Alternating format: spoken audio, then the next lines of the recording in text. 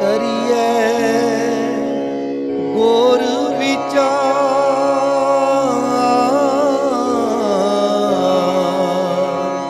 ਨਾਨਕ ਬੇੜੀ ਸੱਚ ਕੀ।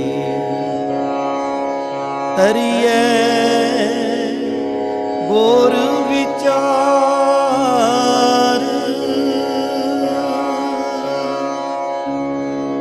ਸਤਨਾਮ ਸ੍ਰੀ ਵਾਹਿਗੁਰੂ ਸਾਹਿਬ ਜੀ। ਸ਼ਲੋਕ। ਪਵਨ ਗੁਰੂ ਪਾਣੀ ਪਿਤਾ, ਮਾਤਾ ਤਰਤ ਮਹਤ।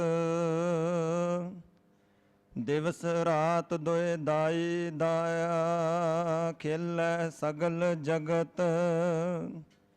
ਚੰਗਿਆਈਆਂ ਬੁਰਿਆਈਆਂ, ਵਾਚੈ ਧਰਮ ਹਦੂਰ। ਕਰਮੀ ਆਪੋ ਆਪਨੇ, ਕੇ ਨੇੜੇ ਕੇ ਦੂਰ। ਜਿਨੇ ਨਾਮ ਧਿਆਇਆ, ਗਏ ਮਸ਼ਕਤ ਕਾਲ। ਨਾਨਕ ਤੇ ਮੁਖ ਉਜਲੇ, ਕੀਤੀ ਛੁੱਟੀ ਨਾਲ। ਗੁਰੂ ਰੂਪ ਗੁਰੂ ਸਵਾਰੀ ਸਤਿਗੁਰਾਂ ਦੀ ਸਾਜੀ ਨਵਾਜੀ ਸਾਧ ਸੰਗਤ, ਪਿਆਰ ਵਿੱਚ ਜੁੜ ਕੇ ਆਖੋ ਜੀ ਵਾਹਿਗੁਰੂ ਜੀ ਕਾ ਖਾਲਸਾ, ਵਾਹਿਗੁਰੂ ਜੀ ਕੀ ਫਤਿਹ। ਗੁਰੂ ਸਾਹਿਬ ਜੀ ਨੇ ਬੜੀ ਬਖਸ਼ਿਸ਼ ਕੀਤੀ ਹੈ ਸਾਨੂੰ ਸਾਰਿਆਂ ਨੂੰ, ਆਪਣੇ ਚਰਨਾਂ ਵਿੱਚ ਜੋੜਿਆ। ਤੁਮਹੀ ਕੀ ਕਿਰਪਾ ਤੇ ਭਇਓ ਸਾਧ ਸੰਗ, ਇਹ ਕਾਜ ਤੁਮ ਆਪ ਕੀਓ। ਬਖਸ਼ਿਸ਼ ਸਾਹਿਬ ਦੀ ਹੈ, ਕਲਾ ਵਰਤਾ ਲੈਂਦੇ ਆ ਮਹਾਰਾਜ ਆਪ, ਕਿਸੇ ਦੇ ਰਾਹੀਂ ਵੀ ਵਰਤਾ ਲੈਣ। ਜਦੋਂ ਕਲਾ ਵਰਤਾਉਂਦੇ ਆ ਤੇ ਕੀੜੀ ਅੰਦਰ ਵਰਤਾ ਕੇ ਵੀ ਬਲ ਪੈਦਾ ਕਰ ਦਿੰਦੇ ਆ। ਨੇਕੀ ਕੀਰੀ ਮੈਂ ਕਲ ਰੱਖੈ, ਭਸਮ ਕਰੈ ਲਸ਼ਕਰ ਕੋਟ ਲੱਖ।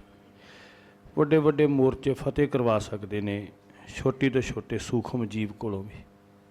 ਇਹ ਰਹਿਮਤ ਸਤਿਗੁਰ ਜੀ ਦੀ ਹੈ, ਇਹ ਕਲਾ ਵਾਹਿਗੁਰੂ ਜੀ ਦੀ ਆਪਣੀ ਵਰਤਦੀ ਹੈ ਸਾਧ ਸੰਗਤ।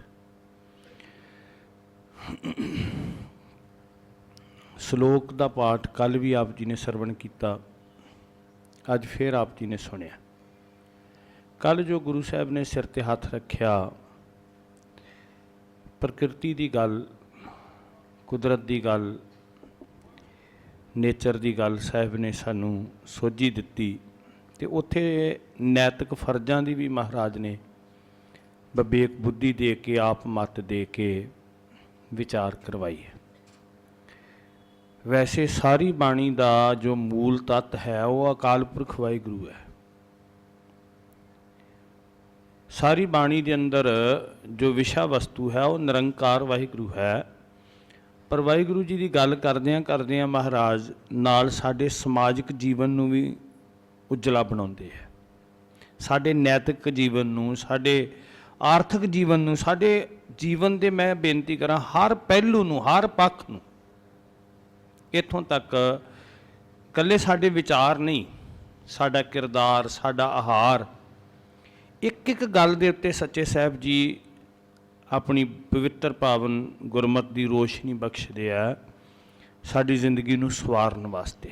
ਜਿੱਥੇ ਬਾਣੀ ਰੂਹਾਨੀ ਮੰਜ਼ਿਲ ਦੀ ਪ੍ਰਾਪਤੀ ਹੈ, ਆਤਮਿਕ ਸਿਖਰ ਦੀ ਪ੍ਰਾਪਤੀ ਦਾ ਸਾਧਨ ਹੈ, ਉੱਥੇ ਸਾਧ ਸੰਗਤ ਬਾਣੀ ਸਮਾਜ ਵਿੱਚ ਵਿਚਰਨ ਦੀ ਵੀ ਜੁਗਤ ਹੈ।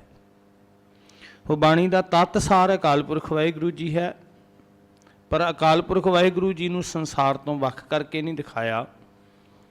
ਜੋ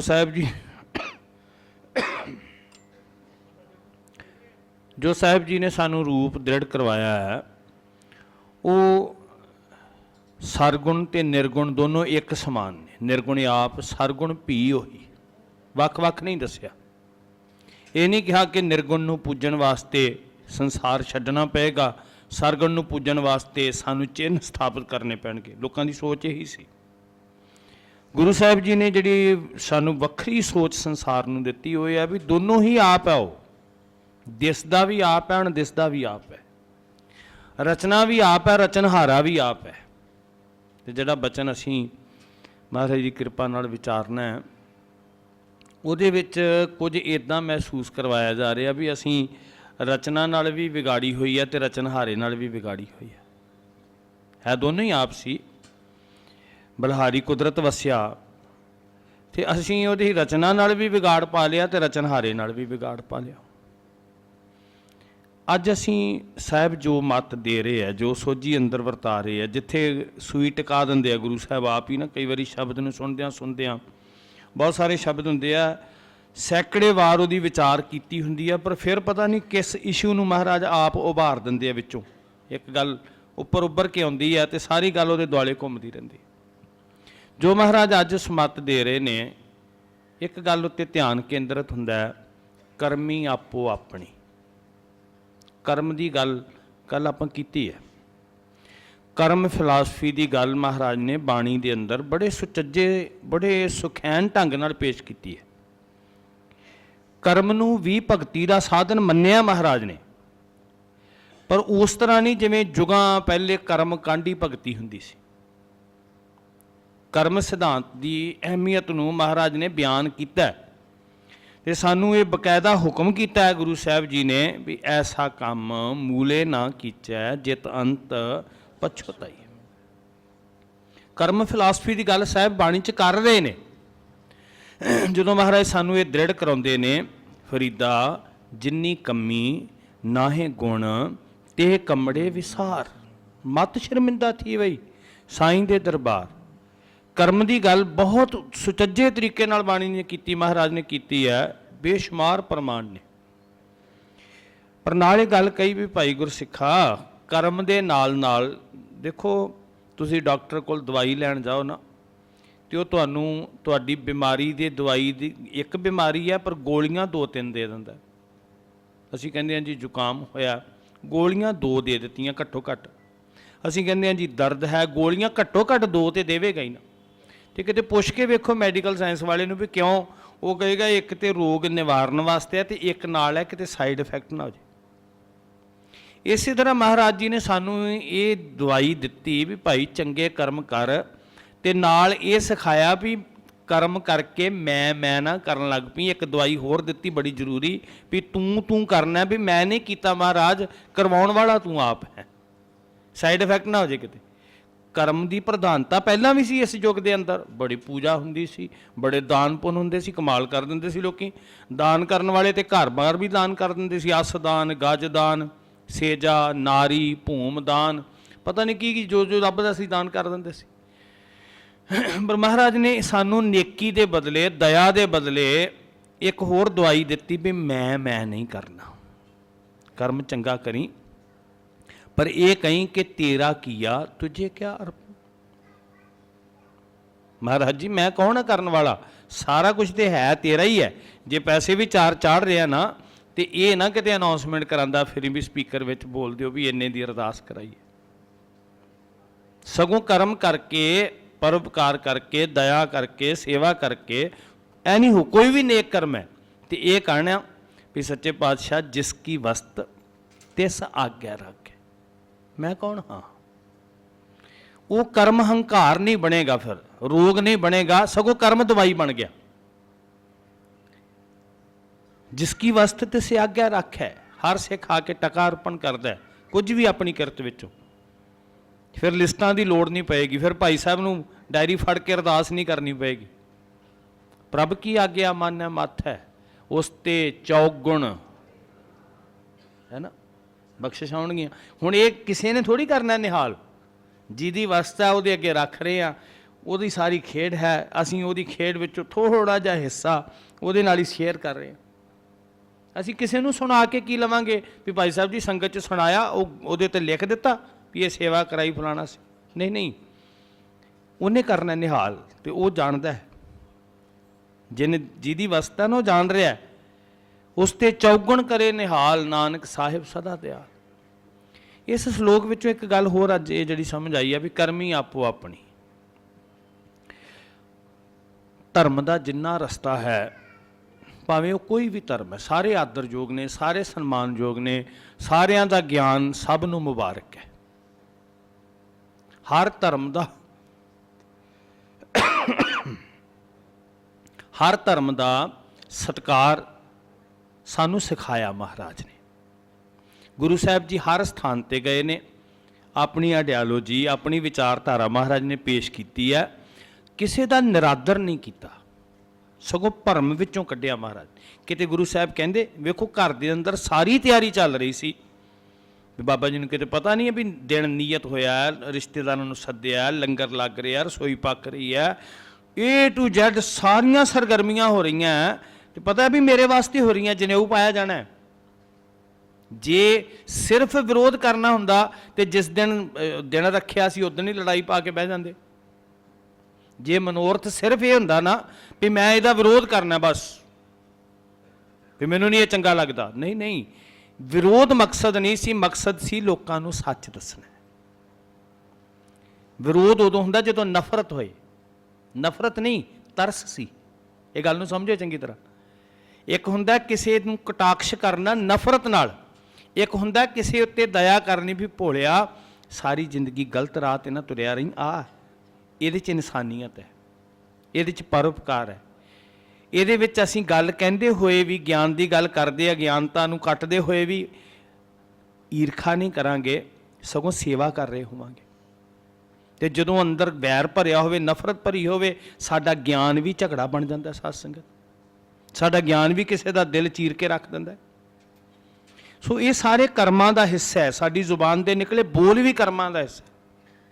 ਕਈ ਵਾਰੀ ਅਸੀਂ ਕਰਮ ਫਿਲਾਸਫੀ ਦੀ ਗੱਲ ਆਉਂਦੀ ਹੈ ਤੇ ਉਹੀ ਕਹਿੰਦੇ ਜਿਹੜੇ ਹੱਥਾਂ ਨਾਲ ਕੀਤੇ। ਨਹੀਂ ਨਹੀਂ, ਅੱਖਾਂ ਵੀ ਆਪਣਾ ਕਰਮ ਕਰ ਰਹੀਆਂ ਨੇ, ਜ਼ੁਬਾਨ ਵੀ ਆਪਣਾ ਕਰਮ ਕਰ ਰਹੀ ਹੈ, ਕੰਨ ਵੀ ਆਪਣਾ ਕਰਮ ਕਰ ਰਹੇ ਨੇ, ਪੈਰ ਹੱਥ ਸਭ ਆਪਣਾ ਆਪਣਾ ਕਰਮ ਕਰ ਰਹੇ ਨੇ।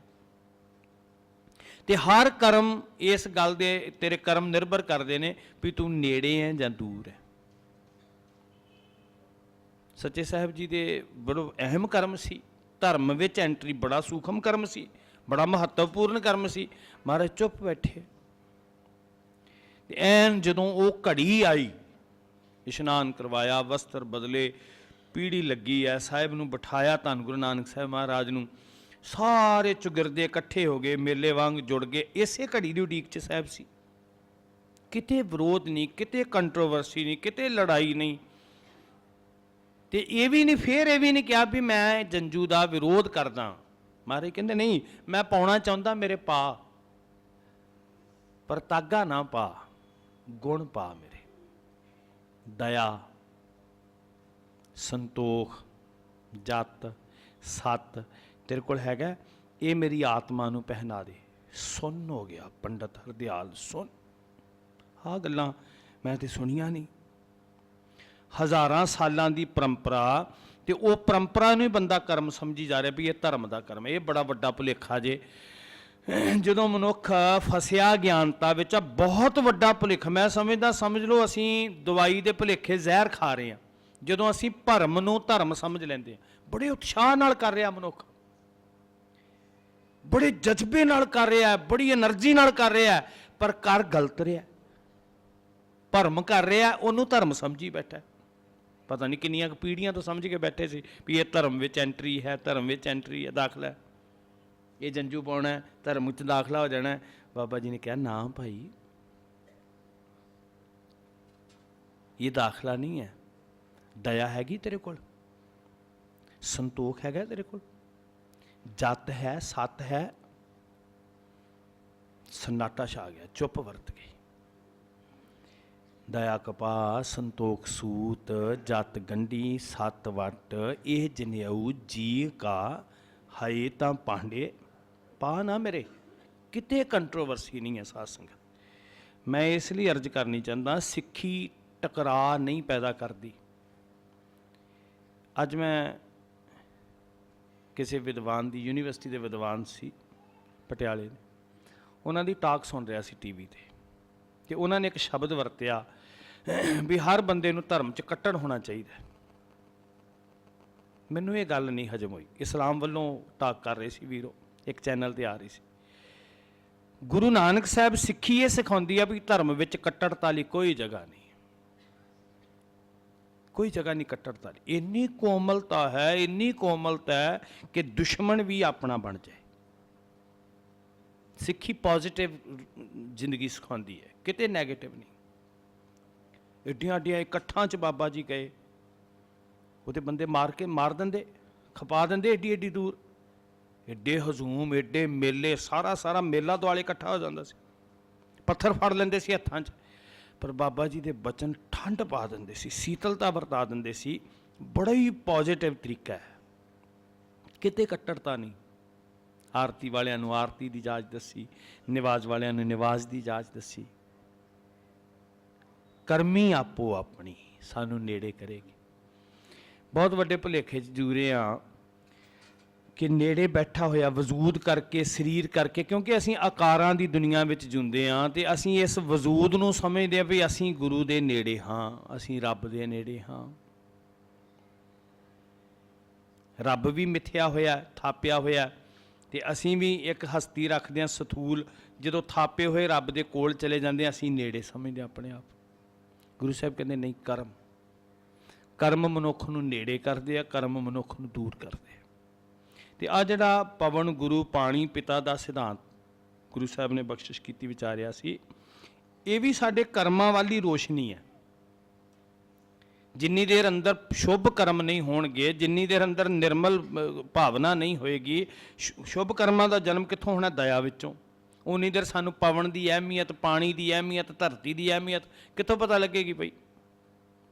ਸੱਚ ਪੁੱਛੋ ਤੇ ਬੰਦਾ ਸਮਾਜਿਕ ਜੀਵ ਤਾਂ ਹੈ ਜੇ ਰਿਸ਼ਤੇ ਨੇ।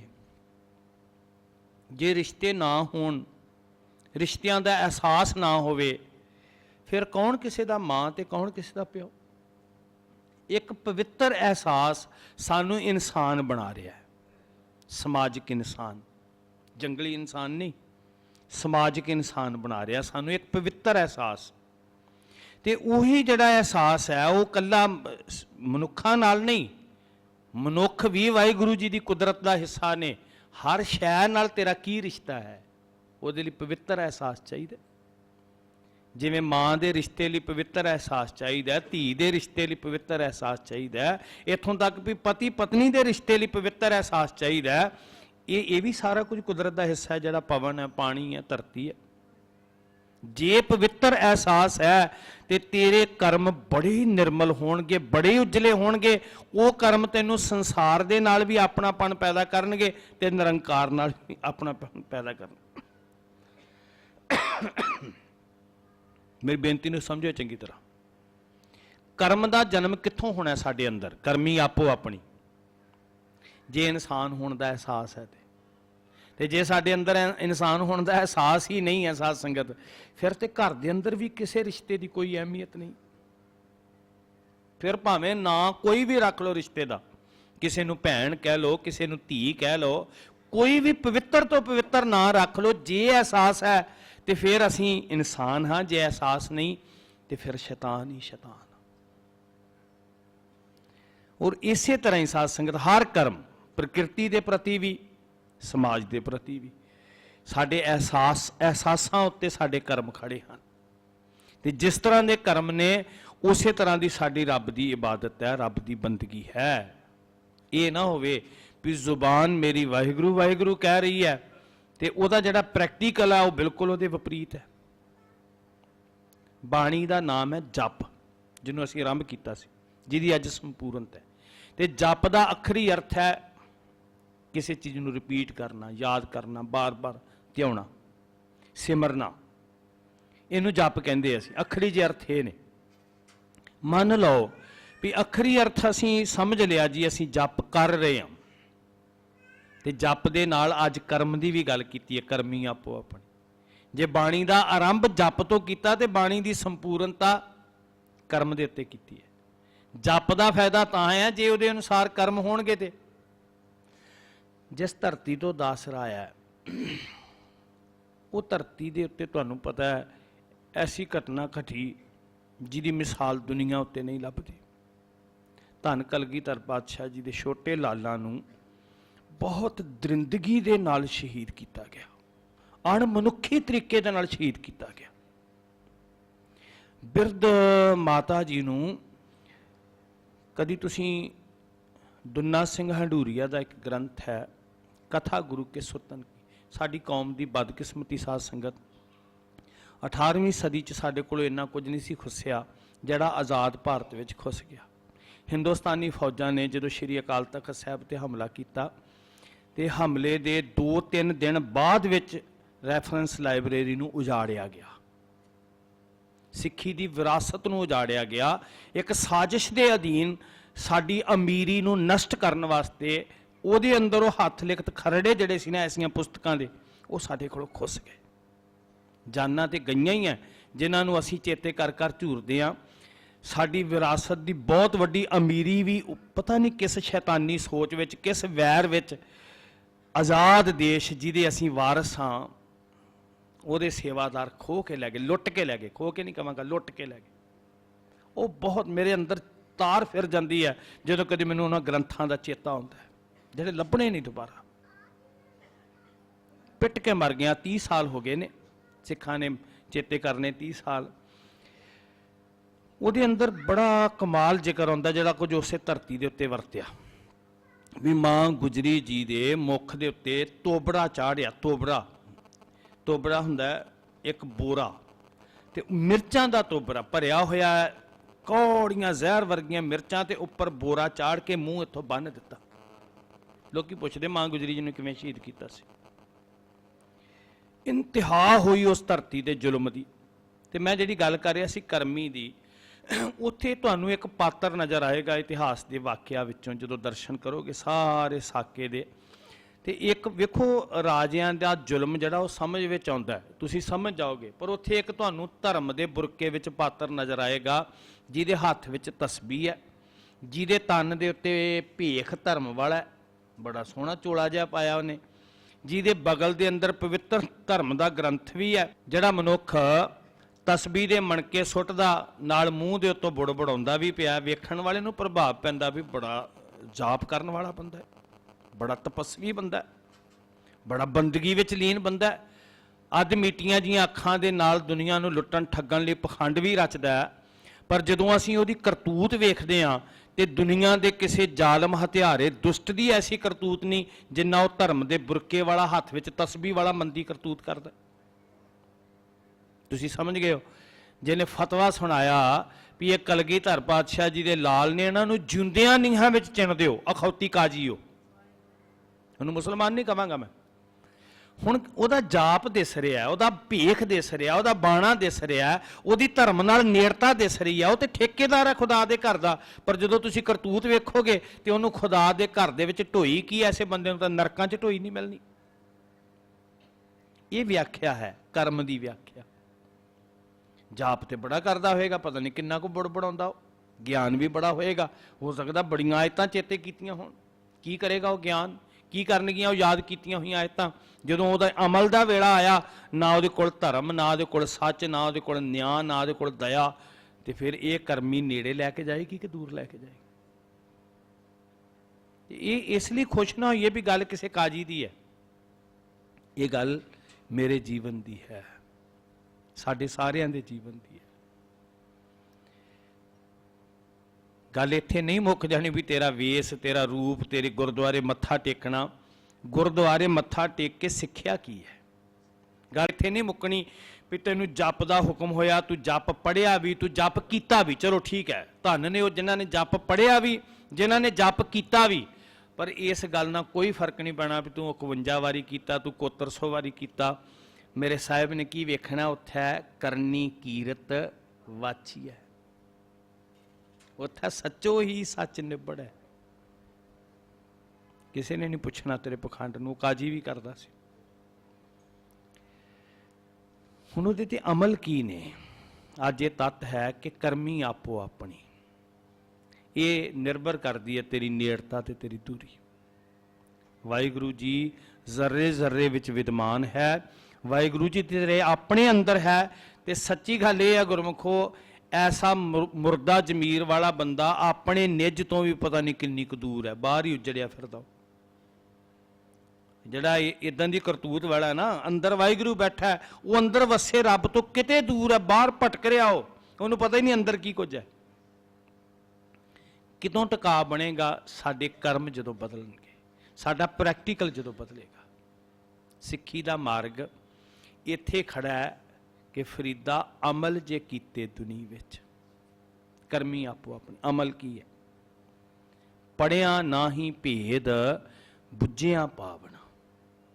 ਸਿੱਖੀ ਦਾ ਮਾਰਗ ਇੱਥੇ ਖੜਾ ਹੈ, ਰਹਿਤ ਪਿਆਰੀ ਮੁਝ ਕੋ ਸਿੱਖ ਪਿਆਰਾ ਨਾ ਹੈ। ਕੱਲਾ ਤੇਰਾ ਚਿਹਰਾ ਨਹੀਂ ਵੇਖਣਾ, ਜੋ ਤੂੰ ਜਪ ਕੀਤਾ ਜਾਂ ਜਪ ਪੜਿਆ ਉਹਦੇ ਅੱਗੇ ਅਮਲ ਕੀ ਆਏ ਨੇ। ਤੇ ਮੈਂ ਇੱਕ ਬੇਨਤੀ ਕਰਾਂ ਹੱਥ ਜੋੜ ਕੇ, ਮੈਂ ਤੁਹਾਨੂੰ ਨਹੀਂ ਪੁੱਛਦਾ, ਆਪਣੇ ਆਪ ਨੂੰ ਪੁੱਛਦਾ। ਮੈਂ ਨਾ ਰੋਜ਼ ਜਪਜੀ ਪੜ੍ਹਦਾ, 5 ਖੰਡ 5 ਸਟੇਜਸ ਜਦੋਂ ਆਉਂਦੀਆਂ ਨੇ, ਤੇ ਮੈਂ ਕਈ ਵਾਰੀ ਅੰਦਰ ਪੁੱਛ ਕੇ ਤੇ ਨਮੋਸ਼ੀ ਆਉਂਦੀ ਹੈ ਵੀ ਗੱਲ ਤੂੰ ਚੱਲਦਾ ਚੱਲਦਾ ਕਰਮਖੰਡ ਤੋਂ ਸੱਚਖੰਡ ਤੱਕ ਪਹੁੰਚਦਾ ਹੈ, ਅੰਦਰ ਨੂੰ ਪੁੱਛ ਕੇ ਵੇਖਣਾ ਤੂੰ ਕਿਹੜੀ ਸਟੇਜ ਤੇ ਖੜਾ ਹੈ। ਧਰਮਖੰਡ ਕਿੱਥੇ ਹੈ, ਸਰਮਖੰਡ ਕਿੱਥੇ ਹੈ, ਕਰਮਖੰਡ ਕਿੱਥੇ ਹੈ, ਕਿੱਥੇ ਸੱਚਖੰਡ ਹੈ? ਜਿੱਥੇ ਜਾ ਕੇ ਮਹਾਰਾਜ ਕਹਿੰਦੇ ਸੱਚਖੰਡ ਵਸਿਆ ਨਿਰੰਕਾਰ। ਇਹ ਕਿਹੜੇ ਪੜਾਅ ਨੇ, ਕਿਹੜੀਆਂ ਸਟੇਜਸ ਨੇ? ਮੈਂ ਤਾਂ ਕੱਲ ਬੇਨਤੀ ਕੀਤੀ ਸੀ, ਮੈਨੂੰ ਡਰ ਆਉਂਦਾ ਜਪਜੀ ਸਾਹਿਬ ਪੜ੍ਹ ਕੇ, ਸੱਚ ਗੁਰੂ ਦੀ ਹਜ਼ੂਰੀ 'ਚ ਕਹਿ ਰਿਹਾ। ਤੂੰ ਕਿੱਥੇ ਖੜਾ ਹੈ? ਕਰਮੀ ਆਪੋ ਆਪਣੀ ਹੈ ਨਾ। ਤੇ ਬਾਬਾ ਜੀ ਨੇ ਕੱਲਾ ਤੈਨੂੰ ਪੜ੍ਹਨ ਵਾਸਤੇ ਨਹੀਂ ਕਿਹਾ ਵੀ ਇਹਨੂੰ ਤੂੰ 1000 ਵਾਰੀ ਪੜ੍ਹ ਲੇਗਾ ਤੇ ਫਿਰ ਚੰਗੀ ਤਰ੍ਹਾਂ ਯਾਦ ਹੋ ਜਾਏਗਾ। ਕਦੀ ਇਹ ਵੀ ਪੁੱਛਣ ਦਾ ਯਤਨ ਕਰ ਵੀ ਇਹਨਾਂ ਪੜਾਵਾਂ ਵਿੱਚੋਂ ਤੇਰਾ ਟਿਕਾ ਕਿੱਥੇ ਜੇ ਬਣਿਆ ਅਜੇ ਤੱਕ? ਅੱਧੀ ਅੱਧੀ ਸਦੀ ਉਮਰ ਬੀਤ ਗਈ ਹੈ, ਪੜ੍ਹਦਿਆਂ ਪੜ੍ਹਦਿਆਂ ਯਾਦ ਹੋ ਗਿਆ ਚੰਗੀ ਤਰ੍ਹਾਂ, ਖੰਡ ਪਹੁੰਚਿਆ ਤੇ ਕਿਤੇ ਵੀ ਨਹੀਂ ਆ। ਜਿੱਥੋਂ ਤੁਰਿਆ ਸੀ ਉੱਥੇ ਹੀ ਖੜਾ। 2 ਮਿੱਤਰ, ਮੈਂ ਇੱਕ ਕਹਾਣੀ ਪੜ੍ਹੀ, ਕਾਫੀ ਸਮਾਂ ਪਹਿਲਾਂ ਪੜ੍ਹੀ ਸੀ, ਤੇ 2 ਮਿੱਤਰ ਇਕੱਠੇ ਪੜ੍ਹਦੇ ਸੀ, ਪਿਆਰ ਸੀ, ਤੇ ਜਦੋਂ ਵਿਛੜੇ ਤੇ ਇੱਕ ਭਾਵਨਾ ਸੀ ਵੀ ਮੈਂ ਤੈਨੂੰ ਦੱਸਾਂਗਾ ਕੁਝ ਕਿ ਮੇਰੀ ਕੀ ਹਸਤੀ ਹੈ। ਜ਼ਿੰਦਗੀ ਦਾ ਐਸਾ ਮੋੜ ਆਇਆ ਵੀ ਇੱਕ ਰਾਜਾ ਬਣ ਗਿਆ, ਇੱਕ ਸਾਧੂ ਬਣ ਗਿਆ, ਇੱਕ ਕੋਲ ਖਜ਼ਾਨੇ, ਇੱਕ ਕੋਲ ਤਿਆਗ। ਲੰਬਾ ਸਮਾਂ ਗੁਜ਼ਰਿਆ ਤੇ ਪਤਾ ਲੱਗਿਆ ਦੋਨੇ ਵੀ ਇੱਕੋ ਹੀ ਰਾਜ ਵਿੱਚ ਨੇ। ਇੱਕ ਦੂਜੇ ਨੂੰ ਮਿਲਣ ਦੀ ਤਾਂਘ ਜਾਗੀ, ਸੱਦਾ ਦਿੱਤਾ ਰਾਜੇ ਮਿੱਤਰ ਨੇ ਤਿਆਗੀ ਮਿੱਤਰ ਨੂੰ, ਤੇ ਸਮਾਂ ਨੀਅਤ ਹੋਇਆ ਵੀ ਮੇਰੇ ਮਿੱਤਰ ਨੇ ਆਉਣਾ। ਆਖਰ ਉਹਨੇ ਕਿਹਾ ਵੀ ਜਿੱਦਣ ਵਿਛੜੇ ਸੀ ਇੱਕ ਤਮੰਨਾ ਸੀ ਵੀ ਕੁਛ ਬਣ ਕੇ ਦੱਸਣਾ, ਮੈਂ ਦੱਸਾਂ ਮੇਰੀ ਹਸਤੀ ਕੀ ਹੈ। ਰਾਜੇ ਨੇ ਕਿਹਾ ਵੀ ਅੱਜ ਜਿੰਨਾ ਹੀਰੇ ਜਵਾਹਰਾਤ ਦੀਆਂ ਲੜੀਆਂ ਵਿਛਾ ਦਿਓ, ਯਤਨ ਕਰੋ ਧਰਤੀ ਤੇ ਮੋਤੀ ਵਿਛਾ ਦਿਓ, ਪਤਾ ਲੱਗੇ ਇਹਨੂੰ ਵੀ ਮੇਰਾ ਮਿੱਤਰ ਰਾਜਾ। ਮੈਂ ਬਣਿਆ ਕੀ ਅੱਜ ਤੱਕ, ਮੈਂ ਦੱਸਾਂ ਵੀ ਮੈਂ ਬਣਿਆ ਕੀ, ਇਹਨੂੰ ਪਤਾ ਤੇ ਲੱਗੇ। ਸਾਰੀ ਜ਼ਿੰਦਗੀ ਘਰ-ਬਾਰ ਛੱਡ ਕੇ ਜੰਗਲਾਂ 'ਚ ਰਿਹਾ, ਮੈਂ ਦੱਸਾਂ ਮੈਂ ਕਿੱਥੇ ਪਹੁੰਚ ਗਿਆ। ਜੋ ਕੁਝ ਕਰ ਸਕਦਾ ਸੀ ਨਾ ਇਹਨੇ ਕਰ ਦਿੱਤਾ ਰਾਜੇ ਮਿੱਤਰ ਨੇ। ਤੇ ਦੂਜੇ ਪਾਸੇ ਜਦੋਂ ਸਾਧੂ ਮਿੱਤਰ ਅੰਦਰ ਦਾਖਲ ਹੋਣ ਲੱਗਾ, ਉਹਨੇ ਕਿਹਾ ਵੀ ਮੈਂ ਵੀ ਦੱਸਾਂ, ਮੈਨੂੰ ਇਹਨਾਂ ਚੀਜ਼ਾਂ ਦੀ ਕੋਈ ਭੋਰਾ ਪਰਵਾਹ ਨਹੀਂ, ਮੈਂ ਵੀ ਤਿਆਗੀ ਹਾਂ। ਉਹਨੇ ਗੋਡਿਆਂ ਤੱਕ ਗਾਰੇ ਨਾਲ ਮਿੱਟੀ ਨਾਲ ਪੈਰ ਲਬੇੜ ਲਏ ਵੀ ਮੈਂ ਤੇ ਇਹਨੂੰ ਗੰਦਗੀ 'ਚ ਲਬੇੜ ਕੇ ਗਾਂਹ ਲੰਘ ਜਾਵਾਂਗਾ, ਮੈਂ ਵੀ ਕੋਈ ਚੀਜ਼ ਆ। ਲਿਬੜਿਆ ਤੇ ਬੜਿਆ, ਮਿੱਟੀ ਨਾਲ ਲਬੇੜਦਾ ਹੋਇਆ ਸਭ ਕੁਝ ਲੰਘ ਗਿਆ। ਜਦੋਂ ਬੈਠੇ ਤੰਗੀ ਗੰਭੀਰਤਾ ਨਾਲ ਆਪਾ ਪੜਚੋਲਿਆ ਵੀ ਸੱਜਣਾ ਪਹੁੰਚੇ ਕਿੱਥੇ ਜੇ ਆ। ਤੇ ਜਿਹੜਾ ਕਨਕਲੂਜਨ ਨਿਕਲਿਆ ਨਾ, ਜਿਹੜਾ ਨਿਚੋੜ ਨਿਕਲਿਆ, ਉਹ ਬੜੇ ਕਮਾਲ ਦਾ ਸੀ। ਜਦੋਂ ਨਿਰਪੱਖਤਾ ਨਾਲ, ਨਿਆਂ ਨਾਲ ਇਹਨਾਂ ਨੇ ਇੱਕ ਦੂਜੇ ਦੇ ਨਾਲ ਆਪਾ ਪੜਚੋਲਿਆ ਤੇ ਸਮਝ ਆਈ ਵੀ ਪਹੁੰਚੇ ਕਿਤੇ ਵੀ ਨਹੀਂ, ਜਿੱਥੋਂ ਤੁਰੇ ਸੀ ਉੱਥੇ ਹੀ ਖੜੇ ਆ। ਤੂੰ ਤਿਆਗੀ ਹੋ ਕੇ ਵੀ ਆਪਣਾ ਆਪਾ ਦਿਖਾਉਂਦਾ ਹੰਕਾਰ ਨਾ ਭਰਿਆ, ਮੈਂ ਰਾਜਾ ਹੋ ਕੇ ਵੀ ਆਪਣਾ ਆਪਾ ਦਿਖਾਉਂਦਾ ਹੰਕਾਰ ਨਾ ਭਰਿਆ। ਕਿਤੇ ਵੀ ਨਹੀਂ ਪਹੁੰਚੇ, ਨਾ ਤਿਆਗੀ ਪਹੁੰਚਿਆ ਕਿਤੇ, ਨਾ ਸੰਸਾਰੀ ਪਹੁੰਚਿਆ ਕਿਤੇ। ਤੇ ਗੱਲ ਇਹ 2 ਬੰਦਿਆਂ ਦੀ ਨਹੀਂ ਜਾਪਦੀ, ਗੱਲ ਤੇ ਸਾਡੀ ਸਮਾਜ ਦੀ ਕਹਾਣੀ ਹੈ। ਪਹੁੰਚੇ ਕਿੱਥੇ ਜੇ ਆ ਭਲਾ? ਪੁੱਛੀਏ ਤੇ ਸਹੀ। ਮੈਂ ਰੋਜ਼ ਗੁਰਦੁਆਰੇ ਜਾਂਦਾ, ਮੈਂ ਕਿੱਥੇ ਜੇ ਪਹੁੰਚਿਆ? ਇਹ ਬੰਦਾ ਕਦੀ ਗੁਰਦੁਆਰੇ ਨਹੀਂ ਗਿਆ, ਕਿੱਥੇ ਜੇ ਪਹੁੰਚਿਆ? ਤੂੰ ਰੋਜ਼ ਜਾ ਕੇ ਤੇਰੇ ਵਿੱਚ ਕਿੰਨਾ ਕੁ ਬਦਲਾਅ ਆਇਆ? ਉਸੇ ਦਫ਼ਤਰ ਵਿੱਚ ਤੂੰ ਬੈਠਾ, ਉਸੇ 'ਚ ਉਹ ਬੈਠਾ ਹੈ, ਤੂੰ ਵੀ ਕਹਿ ਰਿਹਾ ਰਿਸ਼ਵਤ ਤੋਂ ਬਿਨਾਂ ਮੇਰਾ ਸਰਦਾ ਨਹੀਂ, ਉਹ ਵੀ ਕਹਿ ਰਿਹਾ ਰਿਸ਼ਵਤ ਤੋਂ ਬਿਨਾਂ ਮੇਰਾ ਸਰਦਾ ਨਹੀਂ। ਤੂੰ ਵੀ ਕਹਿ ਰਿਹਾ ਝੂਠ ਤੋਂ ਬਿਨਾਂ ਨਹੀਂ ਸਰਦਾ, ਉਹ ਵੀ ਕਹਿ ਰਿਹਾ ਝੂਠ ਤੋਂ ਬਿਨਾਂ ਨਹੀਂ ਸਰਦਾ। ਉੱਥੇ ਤੂੰ ਸਮਾਜ ਵਿੱਚ ਰਹਿ ਰਿਹਾ, ਉੱਥੇ ਦੂਜਾ ਰਹਿ ਰਿਹਾ, ਤੂੰ ਰੋਜ਼ ਜਾਂਦਾ ਹੈ, ਤੂੰ ਵੀ ਕਹਿੰਦਾ ਵੀ ਮੇਰਾ ਮਿਲਾਵਟ ਤੋਂ ਬਿਨਾਂ ਨਹੀਂ ਸਰਦਾ, ਦੁੱਧ 'ਚ ਪਾਣੀ ਨਾ ਪਾਵਾਂ ਤੇ ਰੋਟੀ ਚੱਲਣੀ ਨਹੀਂ ਹੈ, ਫਸਲ ਵਿੱਚ ਜ਼ਹਿਰ ਨਾ ਪਾਇਆ ਤੇ ਮੇਰੇ ਬੱਚਿਆਂ ਦਾ ਗੁਜ਼ਾਰਾ ਹੀ ਨਹੀਂ ਹੋਣਾ। ਉਹੀ ਜ਼ਹਿਰ ਲੋਕਾਂ 'ਚ ਉਹ ਵੰਡ ਰਿਹਾ, ਉਹੀ ਜ਼ਹਿਰ ਉਹ ਵੰਡ ਰਿਹਾ। ਆਹ ਕਰਮੀ ਆਪੋ ਆਪਣੀ, ਜਿਹੜਾ ਧਰਤ ਮਹੱਤ ਦੀ ਗੱਲ ਹੋਈ ਸੀ ਨਾ, ਆਹ ਕੁਛ ਹੈ ਗੁਰਮੁਖੋ। ਇੱਕ ਕਿਸਾਨ ਉਹ ਕਹਿੰਦਾ ਮੈਂ ਰੋਜ਼ ਮੱਥਾ ਟੇਕ ਕੇ ਕੰਮ ਸ਼ੁਰੂ ਕਰਦਾ, ਤੂੰ ਲੋਕਾਂ ਦੀ ਜ਼ਿੰਦਗੀ 'ਚ ਜ਼ਹਿਰ ਨਹੀਂ ਪਰੋਸ ਰਿਹਾ, ਫਿਰ ਤੇ ਤੇਰੀ ਕਰਨੀ ਨੂੰ ਨਮਸਕਾਰ ਆ ਭਾਈ, ਫਿਰ ਤੇ ਸਮਝ ਲੈ ਤੂੰ ਧਾਰਮਿਕ ਹੈ, ਤੂੰ ਗੁਰੂ ਨਾਨਕ ਦੇ ਰਾਹ ਦਾ ਪਾਂਧੀ ਹੈ। ਤੇ ਜੇ ਰੋਜ਼ ਮੱਥਾ ਟੇਕਣ ਵਾਲਾ ਵੀ ਉਸੇ ਜ਼ਹਿਰ ਦਾ ਹੀ ਵਪਾਰ ਕਰ ਰਿਹਾ ਤੇ ਦੂਜਾ ਵੀ ਉਹੀ ਕਰ ਰਿਹਾ, ਫਿਰ ਨੇੜੇ ਕੌਣ ਹੈ? ਸਰੀਰ ਤੇਰਾ ਰੋਜ਼ ਜਾ ਰਿਹਾ, ਕਰਮ ਤੇਰੇ ਬਦਲੇ ਨਹੀਂ। ਸਮਾਜ ਰਿਸ਼ਤਿਆਂ ਕਰਕੇ ਬਣਿਆ ਨਾ, ਰਿਸ਼ਤਿਆਂ ਦੇ ਅਹਿਸਾਸ ਕਰਕੇ ਬਣਿਆ। ਤੇ ਰਿਸ਼ਤੇ ਇਕੱਲੇ ਆਪਣੇ ਪੁੱਤਰ ਨਾਲ, ਆਪਣੀ ਪਤਨੀ ਨਾਲ, ਜਿਹੜੀ ਮੈਂ ਕੱਲ ਬੇਨਤੀ ਕੀਤੀ ਸੀ, ਉਹ ਵਿਸ਼ਾਲਤਾ ਕਿੱਥੇ ਹੈ ਜਿਹਦੇ ਨਾਲ ਰਿਸ਼ਤੇ ਜੁੜਨੇ ਸੀ? ਵੀ ਸਾਰੀ ਕਾਇਨਾਤ ਨੂੰ ਪਿਆਰ ਕਲਾਵੇ 'ਚ ਲੈਣਾ ਜੇ ਗੁਰੂ ਨਾਨਕ ਦਾ ਸਿੱਖਾਂ ਦੇ। ਆਹ ਬੰਦਗੀ ਹੈ, ਆਹ ਭਗਤੀ ਹੈ, ਉਹ ਤੇ ਅਸੀਂ ਕੀਤੀ ਨਹੀਂ ਜੀ। ਬਾਕੀਆਂ ਵਾਸਤੇ ਤੇ ਅਸੀਂ ਦੂਜੀ ਸਬਜ਼ੀ ਬੀਜਦੇ ਹਾਂ, ਆਪਣੇ ਵਾਸਤੇ ਨਾ ਥੋੜੀ ਜਿਹੀ ਵੱਖਰੇ ਬੀਜ ਲਈਦਾ। ਮੈਂ ਕਿਸੇ ਇੱਕ ਕਿੱਤੇ ਦੀ ਗੱਲ ਨਹੀਂ ਕਰ ਰਿਹਾ, ਸਮੁੱਚੇ ਸਮਾਜ ਦਾ ਇਹੀ ਪੱਠਾ ਬੈਠਾ ਪਿਆ ਸਾਧ ਸੰਗਤ। ਕਰੀਏ ਗੁਰ ਵਿਚਾਰ,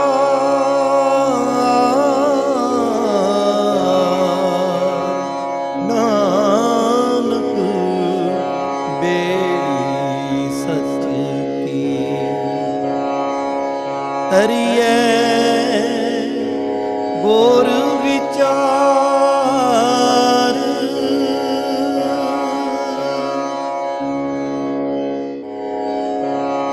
ਕਰੀਏ ਗੁਰ ਵਿਚਾਰ,